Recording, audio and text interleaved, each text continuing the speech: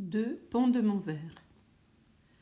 Une des premières choses rencontrées à Pont-de-Montvert, si je me souviens bien, fut le temple protestant. Mais ce n'était que le présage d'autres nouveautés. Une subtile atmosphère distingue une ville d'Angleterre d'une ville de France ou même d'Écosse. À Carlisle, vous pouvez vous apercevoir que vous êtes dans une certaine région.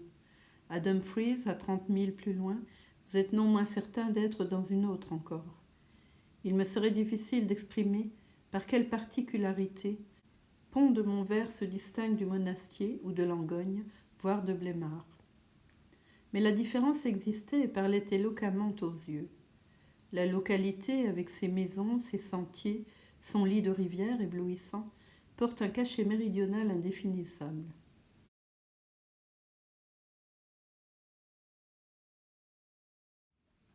Tout était agitation dominicale dans les rues et dans les cafés, comme tout avait été paix dominicale dans la montagne.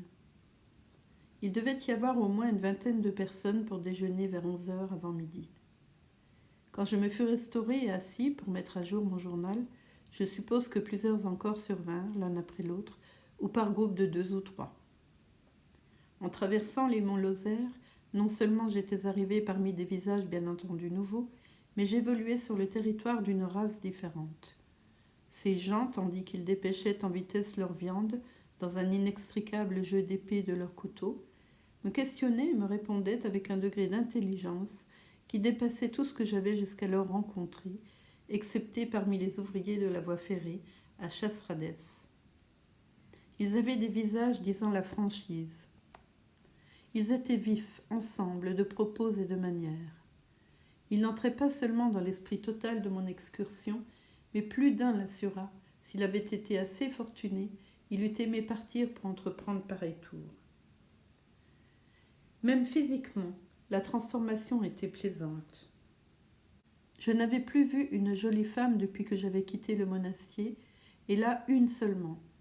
Maintenant, des 3 qui étaient assises en ma compagnie au dîner, une n'était certes point belle, une pauvre créature timide, d'une 40aine d'années, tout à fait troublée par ce brouhaha de table d'hôte, et dont je fus le chevalier servant, et que je servis jusqu'au vin y compris, et que je poussais à boire, m'efforçant généralement de l'encourager, avec un résultat d'ailleurs exactement contraire.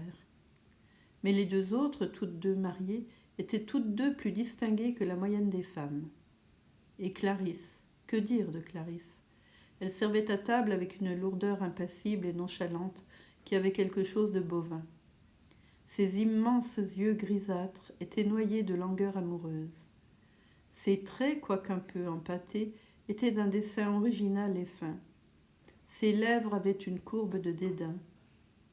Ses narines dénonçaient une fierté cérémonieuse. Ses joues descendaient en contours bizarres et typiques. Elle avait une physionomie capable de profonde émotion et avec de l'entraînement offrait la promesse de sentiments délicats. Il semblait déplorable de voir un aussi excellent modèle abandonné aux admirations locales et à des façons de penser locales. La beauté devrait au moins impressionner belle audience, alors en un instant, elle se dégage du poids qui l'accable, elle prend conscience d'elle-même, elle adopte une élégance, apprend un maintien et un port de tête, et en rien de temps, Pathète Déa. Avant de partir, j'assurai Clarisse de mon admiration sincère. Elle but mes paroles comme du lait, sans gêne ni surprise, en me regardant tout bonnement et fixement de ses yeux immenses. Et je confesse que le résultat en fut pour moi un peu de confusion. Si Clarisse savait lire l'anglais, je n'oserais ajouter que son corps ne valait point son visage. Question secondaire que cela, mais sans doute serait-il mieux encore à mesure qu'elle avancerait en âge. Pont-de-Montvert ou Greenhill Bridge, comme nous dirions chez nous, est une localité fameuse dans l'histoire des Camisards. C'est ici que commença la guerre, ici que ces covenantaires du Midi égorgèrent leur archevêque Sharp. La persécution d'une part, le fébrile enthousiasme d'autre part, sont presque aussi difficiles à comprendre en nos tranquilles temps modernes et selon nos croyances et nos incrédulités modernes. En outre, les protestants étaient individuellement et collectivement des esprits sincères dans le zèle ou la douleur. Tous étaient prophètes et prophétesses. Des enfants à la mamelle auraient exhorté leurs parents aux bonnes œuvres. un gosse de 15 mois à Quissac, parla à haute et intelligible voix, des bras maternels secoués de frissons et de sanglots. Le maréchal de Villars avait vu une ville où toutes les femmes semblaient possédées du diable, avaient des crises d'épilepsie et rendaient des oracles en public dans les rues. Une prophétesse du Vivarais avait été pendue à Montpellier parce que du sang lui coulait des yeux et du nez et qu'elle déclara qu'elle versait des larmes de sang sur les malheurs des protestants. Et il n'y avait pas que des femmes et des enfants, de dangereux sectateurs de Stalwart, accoutumés à brandir la faucille et à manier la cognée, étaient d'eux-mêmes agités de bizarres accès et prophétisaient au milieu des soupirs et de ruisseaux de larmes. Une persécution d'une violence inouïe avait duré près d'une vingtaine d'années, et c'était là le résultat de son action sur les martyrs.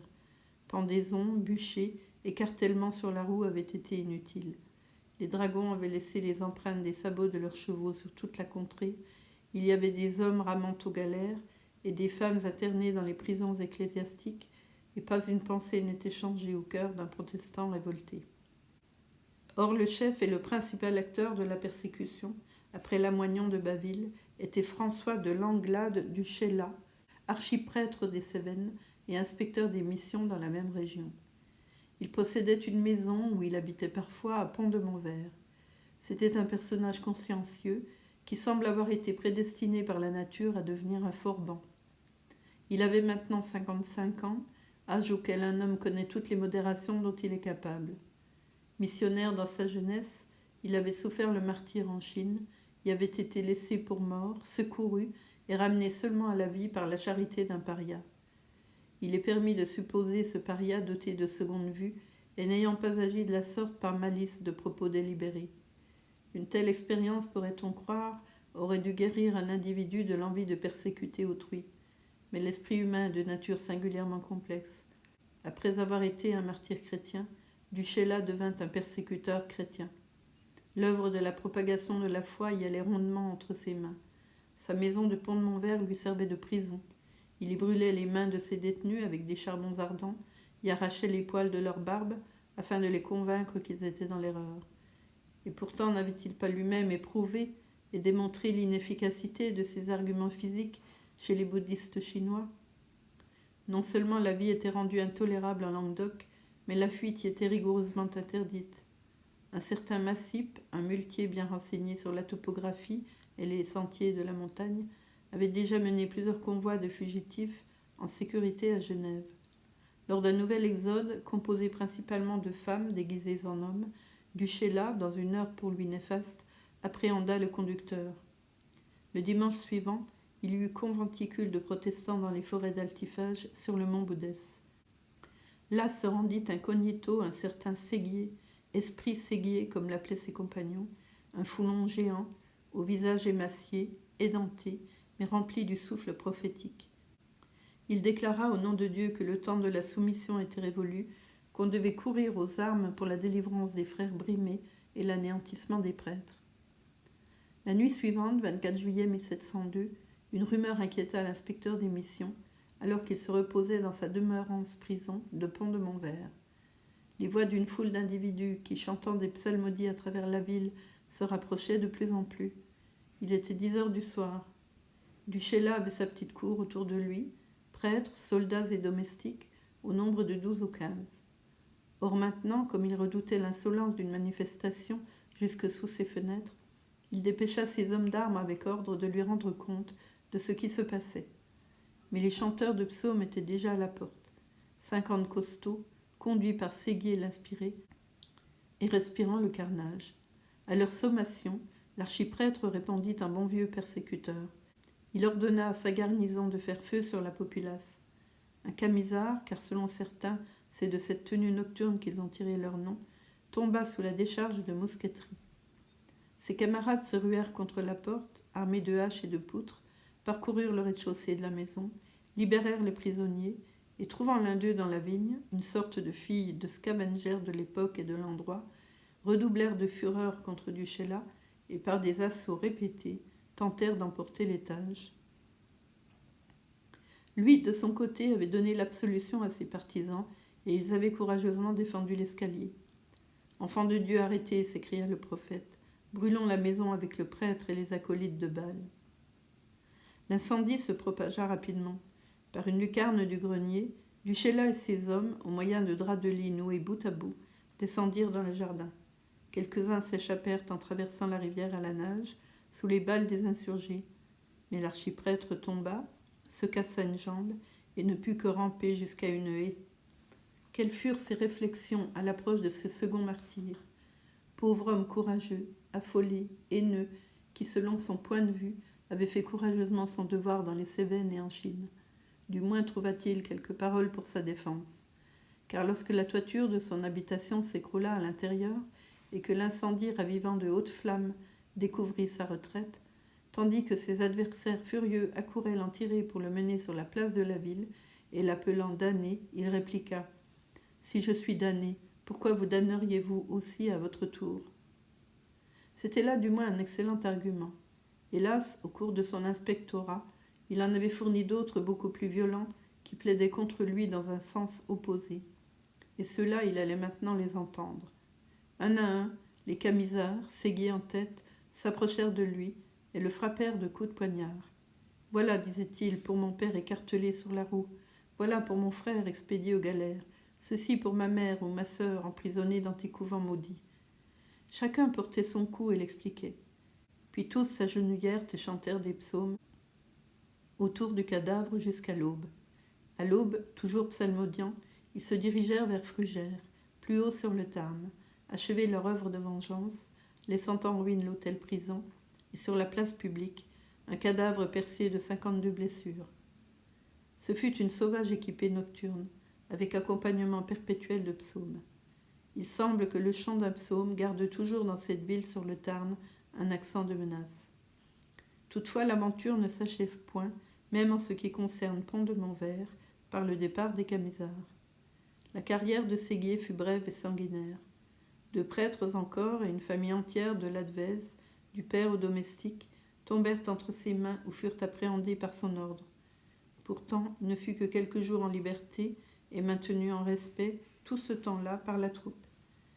Capturé enfin par un célèbre soldat de fortune, le capitaine Poul, il comparut impassible devant ses juges. « Votre nom » demandèrent-ils. « Pierre Séguier. »« Pourquoi êtes-vous appelé esprit ?»« Parce que l'esprit du Seigneur habite en moi. »« Votre domicile ?»« En dernier lieu au désert et bientôt au ciel. »« N'avez-vous point remords de vos crimes ?»« Je n'en ai commis aucun. Mon âme ressemble à un jardin plein de gloriettes et de fontaines. » À Pont-de-Montvert, le 12 août, on lui trancha la main droite et il fut brûlé vif. Et son âme ressemblait à un jardin. Ainsi peut-être était aussi l'âme de Duchela, le martyr du Christ. Et peut-être que si vous pouviez lire en moi-même, et si je pouvais lire dans votre conscience, notre mutuel sang-froid serait-il moins surprenant. La maison de Duchela est toujours debout, sous une toiture neuve, à proximité de l'un des ponts de la ville, et les curieux peuvent visiter le jardin en terrasse dans lequel l'archiprêtre se laissa choir.